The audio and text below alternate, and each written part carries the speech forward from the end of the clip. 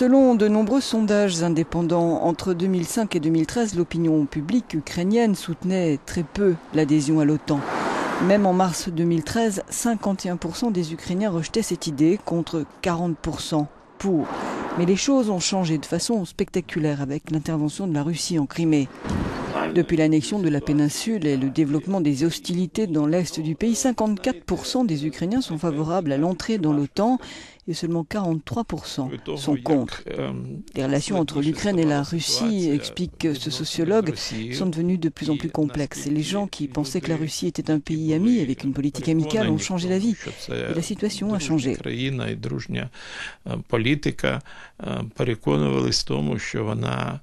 Далеко не дружня зараз. І це змінило ситуацію. Les relations OTAN-Ukraine ont été officiellement lancées en 1991, quand l'Ukraine a rejoint le Conseil de partenariat euro-atlantique.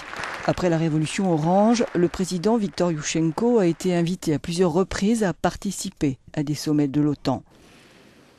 Le gouvernement ukrainien espérait alors pouvoir rejoindre le plan d'action pour l'adhésion à l'OTAN au sommet de Bucarest en avril 2008. Et ce ne fut pas le cas. Yulia Tymoshenko était Premier ministre à l'époque. La raison avancée par les pays qui ont rejeté un plan d'action pour le partenariat avec l'Ukraine, dit-elle, c'est que les Ukrainiens étaient contre. Et c'était vrai. À ce moment-là, 17 à 20% seulement des Ukrainiens étaient pour l'adhésion à l'OTAN. Саме вступ України до НАТО. En 2010, Viktor Yanukovych dirige le pays et les textes de loi stipulent alors clairement le non-alignement.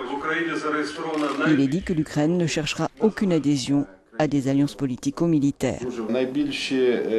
On espérait que le non-alignement serait un engagement suffisant pour la Russie, que ça la rassurerait, que ça permettrait la reconnaissance par la Russie de l'Ukraine en tant qu'État, y compris de ses frontières et de son intégrité territoriale, précise ici cet analyste. Et nous avons vu que ces espoirs étaient infondés et naïfs.